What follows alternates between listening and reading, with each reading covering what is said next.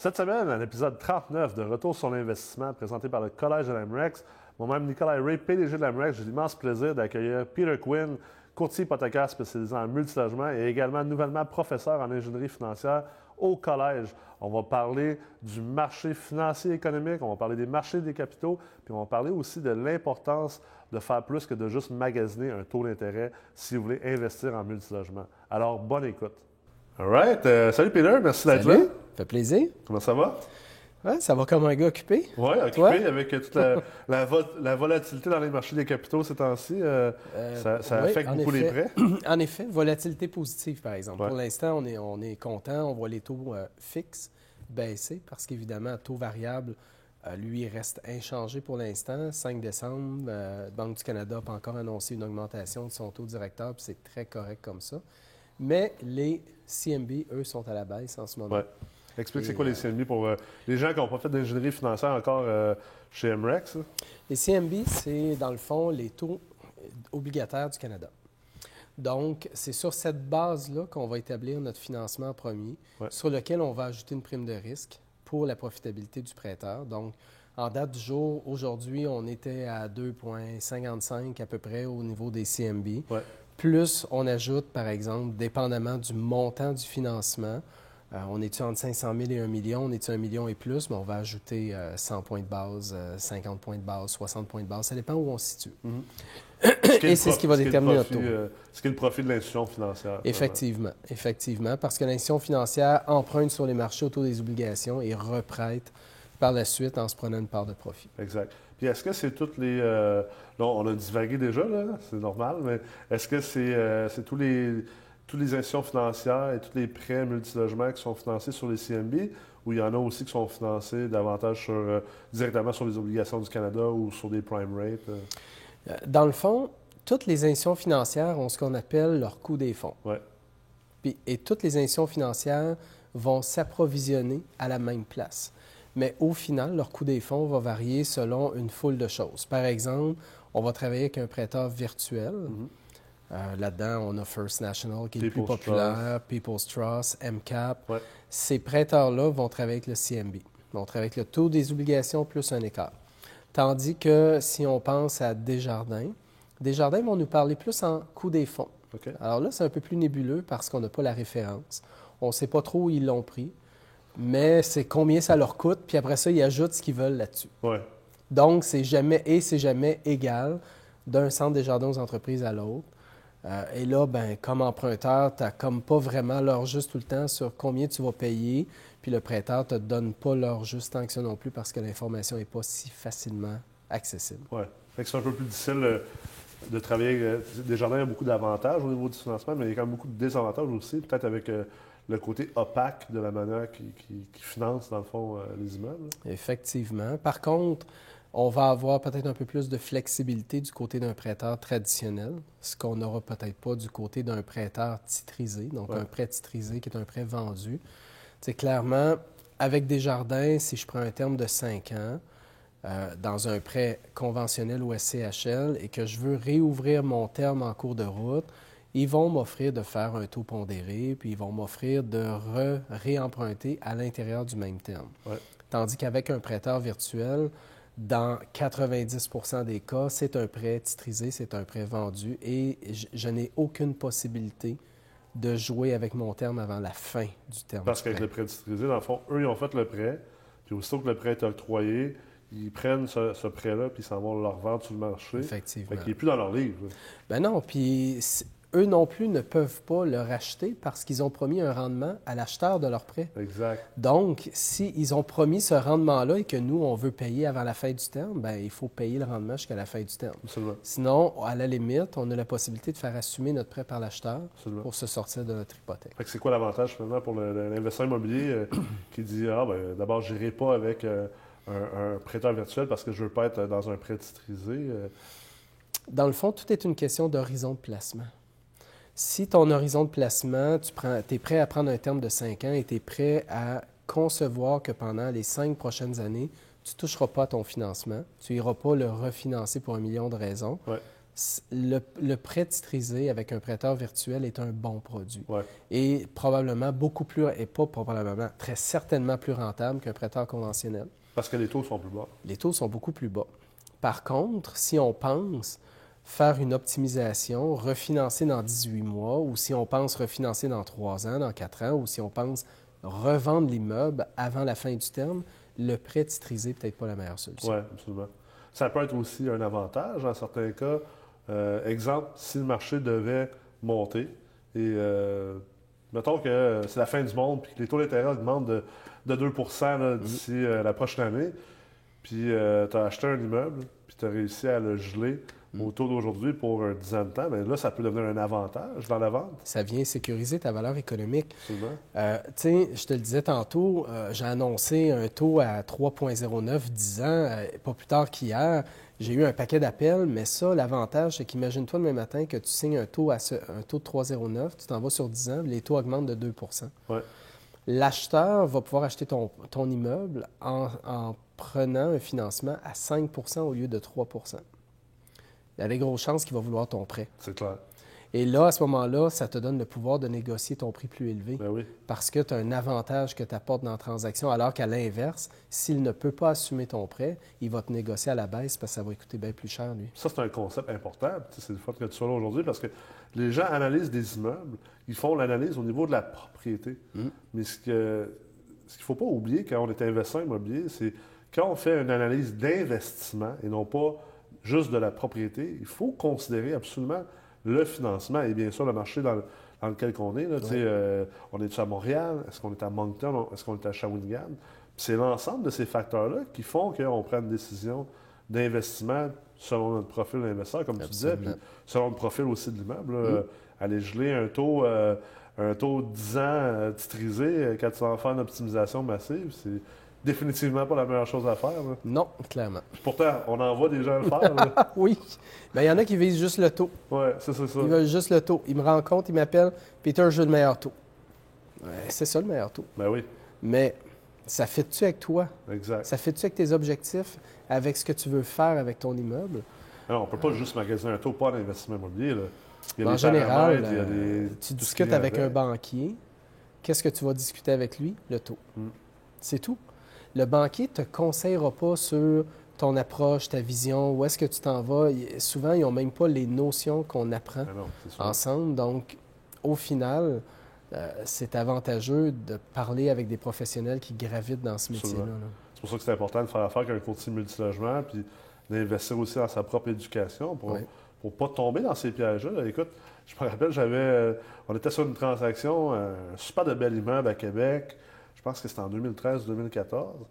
Puis la dame qui vendait l'immeuble elle avait signé une hypothèque de 20 ans avec une combien d'assurance, donc un prêt titrisé. Et je pense que son taux d'intérêt était quelque chose comme 6,32. Là, on parle 2013 ou 2014, les taux étaient sous la barre des 3 Ça venait complètement changer la transaction parce qu'il fallait absolument assumer l'hypothèque parce que sa pénalité était tellement énorme. Puis une fois que tu incluais finalement cette hypothèque-là, écoute, il fallait escompter quasiment de 30 la transaction pour que ça fasse encore du sens. Là. C'est là qu'il faut faire attention dans notre gestion, la gestion de nos taux, la gestion de nos termes aussi. La gestion de termes peut être un excellent outil de gestion de risque, mais aussi de l'autre côté, ça peut nous mettre dans le trouble aussi si on ne fait pas le bon choix. Là. Tu vois, là, je fais une transaction en ce moment où j'ai des clients qui refinancent 5-6 logements. Okay. On aurait pu le regarder comme un 30, mais c'est beaucoup plus avantageux de le regarder comme 5-6. À cause des ratios de couverture de dette. Effectivement. Et j'ai proposé aux clients, pourquoi ne pas varier tes échéances? Pourquoi tu ne prendrais pas, par exemple, 3 prêts sur 10 ans et 2 autres sur 5 ans? Pour faire en sorte que tu vas quand même bénéficier, s'il y a une baisse de taux qui arrive d'ici 5 ans, au moins tu vas en bénéficier sur une partie de ton portefeuille. Oui, alors, on vient de diversifier son portefeuille, puis on vient d'atténuer son risque de fluctuation aussi. Absolument, c'est vraiment une excellente idée. Là. Je pense que c'est un modèle de gestion de risque que de plus en plus les gens doivent commencer à porter. Là. On a commencé l'émission en parlant de volatilité, là, bien, justement. En présence de volatilité, il faut vraiment être certain de faire une bonne gestion de risque. Puis, sais, un des plus grands risques en immobilier multilogement, c'est quoi? C'est le financement, là. Ultimement, là. On joue tellement de C'est un leviers. des gros risques, effectivement. Là. Ben oui, c'est clair. Effectivement. Là. Puis on investit en bourse, puis la première chose qu'on se dit, il faut diversifier. Ouais. Mais en immobilier, on ne le fait pas. Ben non. On le fait pas parce qu'on se dit faut que j'investisse à 25 minutes de chez nous maximum. Puis faut que je prenne un terme de 5 ans, puis c'est comme ça que je le fais. Puis, Ouais. tu sais, on a été plusieurs. En fait, on n'a pas été plusieurs. On a été seulement quelques-uns dernièrement. Moi, toi, Tommy Archambault, à parler de la réflexion nécessaire par rapport au terme de 10 ans. Quelque chose qui n'était pas hyper commun au Québec. Là, jusqu'à temps que nous, 3 dernièrement, on en a parlé beaucoup.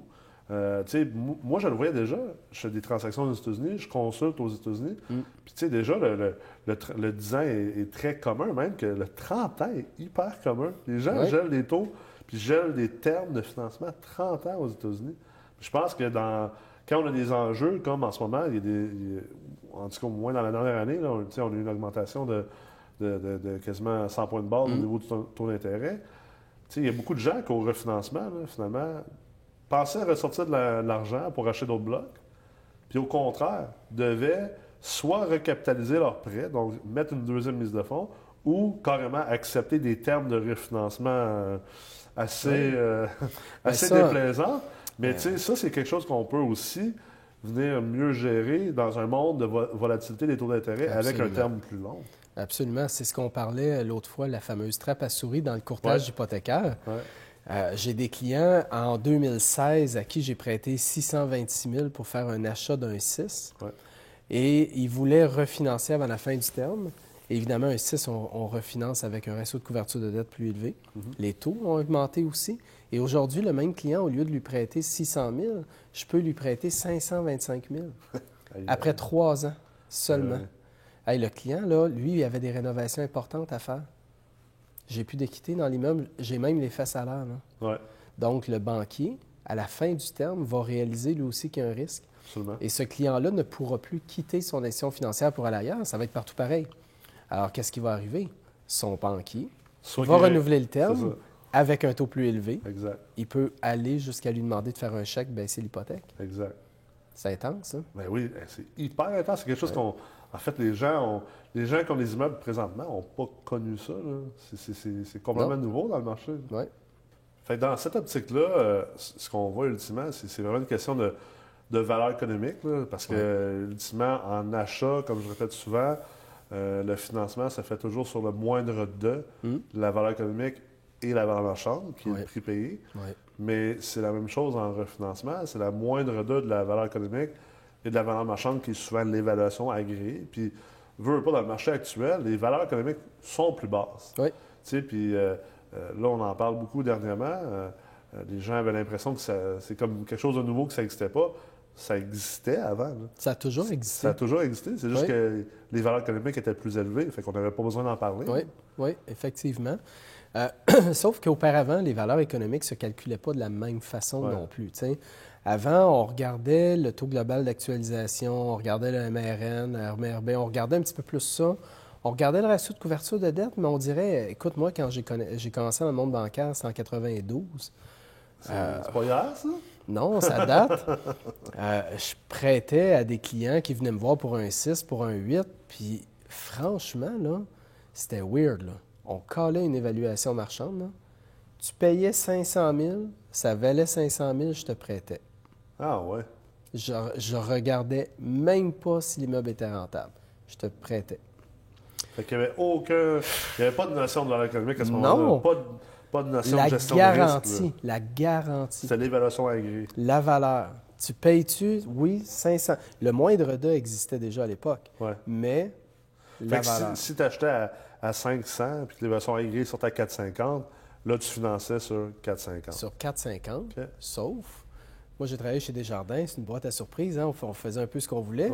Dans ce temps-là, tu n'avais même pas ça, un département de crédit pour certains montants, c'était le comité de crédit. Fait que là, c'était des administrateurs là, qui checkaient ça puis qui disaient « Ouais, ça vaut 450, il paye 500, mais prêt disparaît, je connais son père, ça va bien aller. » C'était ça! C'était carrément ça. Fait que moi, je présentais mon dossier au comité de crédit, là, puis c'était un paquet de monde qui ne connaissait rien là-dedans, qui me disait comment je pouvais autoriser mon prêt. Puis Puis 3 quarts du temps, on l'autorisait parce qu'on connaissait le client. Aujourd'hui, oublie ça, les banques ne connaissent plus leurs clients. Ben les non. directeurs de compte changent aux 12 mois. Ben oui. Fait que là, c'est pour ça qu'un jour, on arrive avec une notion de risque différente aussi. Puis le monde a évolué. Puis aujourd'hui, ben, il y a quelques années, on regardait beaucoup le TGA. Ouais. Aujourd'hui, on regarde quoi? La couverture de dette. Exact.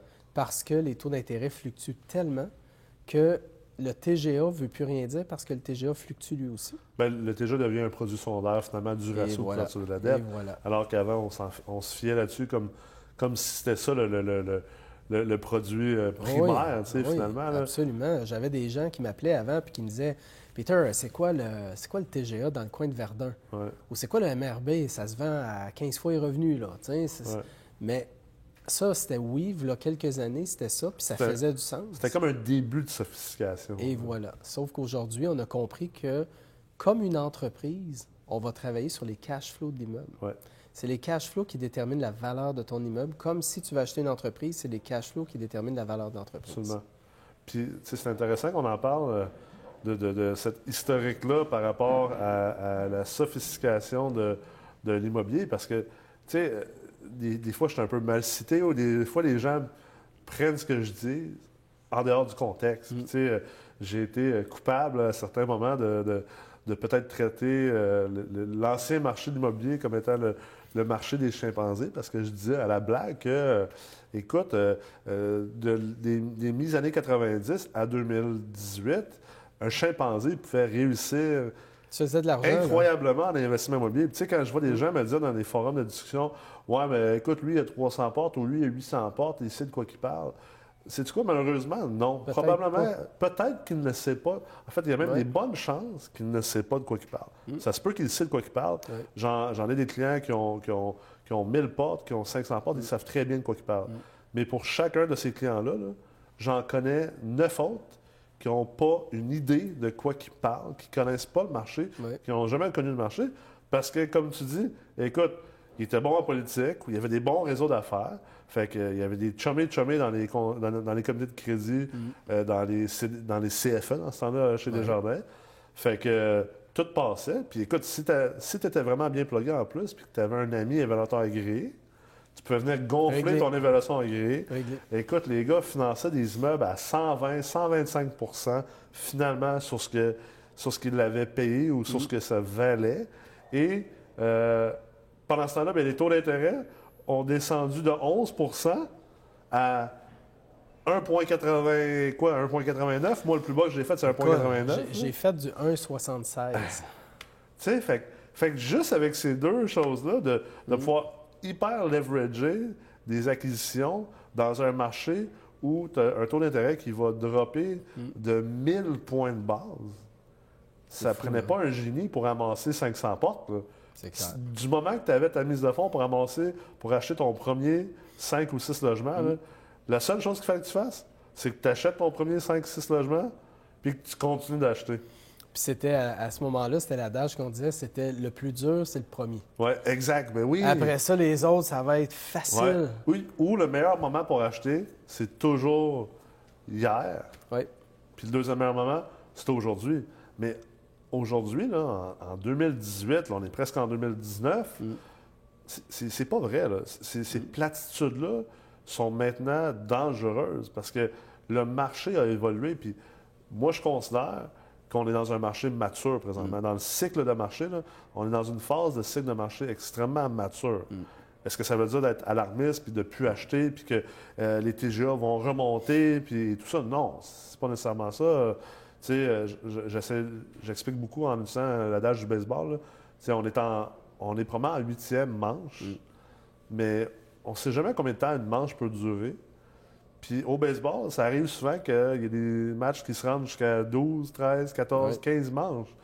Fait qu'on est probablement en 8e manche en ce moment, mais on est en haut de la 8e manche, au début de la 8e manche. On ne sait pas combien de temps vont durer la 8e et la 9e manche, puis on ne sait pas si la game va arrêter à 9. Oui. Fait que c'est important de bien gérer son risque. Ça revient à ce qu'on parlait tantôt. Là. Absolument. Puis je pense que toi, tu as soulevé un point super intéressant dans une des discussions qu'on a eues, c'est de travailler en amont sur le financement. Quand on fait des promesses d'achat sur des immeubles. Oui. Tu dois le voir souvent, là, des gens qui ne sont pas bien préparés pour leur financement et leur capacité d'achat. Écoute, très souvent, là, on le voit, là, il y a un nouvel immeuble qui arrive sur Centris, là.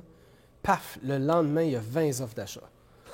Puis là, j'ai des clients qui m'appellent et qui veulent faire une offre d'achat. Ces clients-là ont été un peu plus prévenants. Ils veulent évaluer leur capacité avant. Ils veulent évaluer la valeur économique de l'immeuble. Puis là, ils font leur offre. Puis là, ils me rappellent et ils me disent « Peter Esprit, on est 6e. Ça n'a pas d'allure, on ne l'aura pas. » Puis à ça, je leur dis « Patientez. Ouais. Attendez, il y a des grosses chances que les 5 premiers, là, ils ne savent même pas de quoi ils parlent puis ils ne sont même pas capables d'acheter. » Ils ne savent pas c'est quoi la valeur économique. Ils ne l'ont pas calculé. Parce que s'il y a autant d'offres qui rentrent vite comme ça, là, je ne peux pas croire que tous ces gens-là ont fait des analyses poussées sur l'immeuble. Ben non, clairement. Puis ces gens-là, eux autres, ils ont encore le concept que SCHL, 15 de mise de fonds. Ouais. Paf! Puis non, c'est pas comme ça que ça se passe. Ben non, c'est clair. C'est clairement, tu risques de payer beaucoup plus cher que la valeur économique, puis tu vas avoir peut-être à mettre 25 30 même en SCHL. Absolument. Pour que ça fonctionne. Mais les 5 premiers dans le processus d'offre d'achat découvrent qu'ils ne sont pas capables d'acheter, qui ont fait beaucoup trop cher. Ils n'ont pas le financement. Ils n'ont pas le financement. Et là, paf, ça tombe. Et là, notre client qui arrive 6e, préparé, qui sait exactement combien il doit offrir, qui sait exactement combien il peut offrir, arrive là, puis là, la transaction fonctionne. Puis là, en étant un investisseur comme ça, que moi j'appelle un investisseur sophistiqué. L'investisseur sophistiqué est très éduqué. Il y a beaucoup de gens qui dénigrent un peu l'éducation et tout ça. Je pense que ça naît du fait que la plupart des sources d'information et d'éducation en immobilier multilogement étaient de très bas de gamme, de très basse qualité, mais je pense que d'avoir accès à de la bonne information, de la bonne éducation est essentiel. D'être bien entouré par des professionnels qui sont compétents et experts dans leur domaine. Puis ce que ça fait, c'est que quand tu es ce 5e ou 6e-là, tu démontres que tu es professionnel, que tu es un investisseur sérieux, que tu sais ce que tu fais. Et ça, cette crédibilité-là qui est gagnée auprès du vendeur, qui a peut-être d'autres immeubles à vendre par la suite, qui est faite peut-être aussi auprès du courtier du vendeur, qui va peut-être avoir d'autres pocket listings plus tard, et faite auprès de ta propre équipe à toi, ton courtier hypothécaire, ton inspecteur, ton évaluateur. Ça, là, c'est tellement important parce que les gens sont très, en anglais, on dit short-sighted, on pense juste au très court terme. Mais une carrière d'investisseur immobilier, ça se bâtit sur le long terme. Ça se bâtit sur 10, 15, 20, 30 ans. Et tout cet investissement-là en temps, en énergie et en crédibilité là, a fini par être très payante puis très importante. C'est ça qui permet ensuite d'avoir accès à des choses que les gens n'auront pas accès. Là. Absolument. Puis je pense qu'il faut... Tu parlais d'éducation, puis il faut être prudent dans le choix. Ouais. Parce qu'aujourd'hui, il y a une foule d'offres sur le marché. Ouais. De gens qui vont essayer de te convaincre que tu peux acheter sans mise de fonds, avec 100 de balance de vente. Ah ouais, let's go, tu n'as pas besoin d'argent, tu peux acheter. Il faut vraiment se questionner sur vers quel produit on va aller pour apprendre comment ça fonctionne. Parce que aller vers des produits qui vont juste te montrer la facilité va finir à un moment donné par te compliquer la vie plus qu'autre chose. Des gens qui pensent que l'immobilier c'est facile, des gens qui prônent que l'immobilier, c'est facile et que c'est simple, moi, je suggère aux gens de se sauver en courant parce que l'immobilier, c'est extrêmement complexe. C'est probablement un des domaines d'investissement les plus complexes et compliqués à maîtriser, qui est en plus en train de changer énormément. Si l'investissement doit être fait de manière très chirurgicale aujourd'hui, là. On n'est plus en 95, puis on n'est plus en 92. Puis tu as tellement raison là, par rapport aux formations de pas de mise de fonds et tout ça. Écoute, oui, on manipule des pas de mise de fonds. Oui, on en fait des transactions, des balances de prix de vente, puis des achats par action, des affaires pétées, mais supporté par quelque chose de solide en dessous. Là. Tu sais, je l'avais déjà fait dans une vidéo. C'est une vidéo qui avait fait fureur sur Internet. Là. J'étais comme dans un stationnement d'une banque un soir. Là, puis, tu sais, j'avais dit, écoute, si tu habites dans un 3,5 puis que tu gagnes 17 piastres de l'heure, puis tu as 5 000 de dette de carte de crédit puis tu n'as aucun épargne, pense pas que tu vas acheter un immeuble à revenu et pas de mise de fonds. Là. Tu penses à des licornes. Ça ne marche pas de même. Là. Puis c'est l'autre côté de la médaille par rapport à l'éducation. C'est pour ça que ça prend des bons professionnels puis s'éduquer aux bons endroits.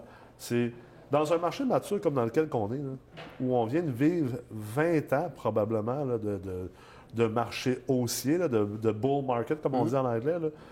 Ce qui arrive avec ça, c'est que les gens il y a beaucoup de propriétaires qui ont fait leur cash, qui ont amassé des gros parcs immobiliers, puis souvent par la chance du marché dans lequel ils étaient. Il n'y avait pas nécessairement les compétences. Ils ont 500 portes aujourd'hui, ils ont 800 portes, mais ils ne savent pas tout ce qu'ils font. Puis, ils voient que là, le marché est rendu trop mature, donc ils sont plus capables de performer dedans. Ouais. Alors, qu'est-ce qu'ils font? Bien, ils offrent leurs enseignements. Ils décident de devenir comme mon ami Jeff Tremblay dit, des formateurs. Ouais. Ils deviennent des coachs en immobilier. Ils deviennent des professeurs. Et le commun des mortels, le commun des investisseurs, les néophytes, tombent tous dans le panneau parce qu'ils se disent « Ah, wow, le gars, il a 800 portes. Le gars, il a 300 portes. Ça fait 15 ans qu'il fait ça. » Fait que c'est sûr qu'il connaît ça. C'est sûr qu'il sait qu'est-ce qu'il fait. C'est une erreur de raisonnement. Et finalement, bien, ces gens-là s'en vont enseigner des choses qui ne se font plus, premièrement, et qui ne sont pas basées sur de la mathématique, sur de la finance, sur de l'économie, parce que c'est ça qu'on fait. Là. Absolument. On fait de la finance et de l'économie. Là. Ça prend du temps, ça prend de l'expérience. Tu l'as dit tantôt, là, je veux dire, depuis les années 90 que tu fais du financement, là, je suis convaincu que tu n'es pas le même professionnel aujourd'hui que tu l'étais en 98. Là. C'était, tu sais, parce que j'ai appris à avoir une vue d'ensemble. J'ai Ouais. pas juste l'arbre devant moi. Puis tu t'es adapté avec le temps. Puis je me suis adapté aussi avec le temps, avec le type de transaction, avec le marché, l'économie. Absolument. Tu sais, aujourd'hui, quand je lis la presse, je vais lire la presse d'un œil beaucoup plus aguerri sur comment les marchés fonctionnent, Ouais. comment la Banque du Canada pense, où est-ce qu'elle s'en va, comment ça va influencer nos décisions de demain. Et ça influence le financement. Fait que, tu sais, oui, c'est très général quand tu vas lire ça sur la presse, mais quand tu vas, après ça, l'appliquer dans ton domaine d'activité, puis que tu vas enseigner à la personne qui est devant toi, « Hey, regarde un petit peu plus loin que le bout de ton nez. » Ben oui. C'est un immeuble, un 6 logements, un 8 logements, un 12 en quelque part là, mais est-ce que tu as peut-être réalisé que le même 12 logements ailleurs serait peut-être un meilleur investissement? Ouais. Est-ce que tu as regardé ci? Est-ce que tu as regardé ça? Est-ce que tu as analysé l'optimisation que tu peux faire avec? Il y a plein de monde qui achète, puis « Ah, c'est bon, c'est rentable. » Ouais, oui, c'est rentable, mais as-tu vu que tu peux faire telle chose? As-tu vu que tes loyers sont plus bas que le marché? Regarde plus loin ce que tu peux faire. Ouais. Peut-être que je vais te conseiller un prêt sur 18 mois plutôt que t'emmener tout de suite à SCHL parce que je vais te faire travailler sur ton optimisation. Puis à la fin, je vais te refinancer, tu vas récupérer toute ta mise de fonds et tu vas te retrouver avec un immeuble optimisé avec lequel tu n'auras pratiquement rien mis comme mise de fonds pour le faire. Puis tu vas réduire considérablement ton risque aussi. Là. Effectivement. Écoute, c'est vraiment... Je pense que c'est, en conclusion, là, pour les gens qui écoutent cette semaine, c'est un marché très économique, très financier, puis le marché ne retourne pas vers les années 90. Là. Ça va juste se rempirer. Fait que les gens ont tout intérêt, surtout ceux qui veulent investir en immobilier et surtout qui veulent réussir comme investisseur immobilier, ont tout intérêt à s'entourer de bons professionnels, à monter leur équipe, puis à investir dans l'éducation. Puis je pense que n'importe qui dit qu'une formation coûte cher ou qu'un courtier immobilier coûte cher au niveau de sa commission, je pense que c'est sûr et certain qu'il est voué à l'échec là, pour les Quand ils vont se prendre un amateur, ils vont voir combien ça coûte. Ah, ça, c'est clair. Et ça coûte cher. Ça coûte très, très cher. Effectivement. Cheers to that. Merci beaucoup d'avoir été là cette semaine. On va se revoir, c'est sûr et certain. Là. Tu vas être réinvité lors de prochains épisodes, absolument. Puis on va se voir au Collège de la MREX. All right. Merci, Peter. Thank you. Alors, j'espère que vous avez pris le temps de vraiment écouter tout ce qu'on s'est dit durant cet épisode, qui était rempli d'informations et d'expériences. Je vous invite à revenir la semaine prochaine, alors qu'on va continuer de vous partager un meilleur niveau d'éducation et d'information en investissement immobilier au Québec.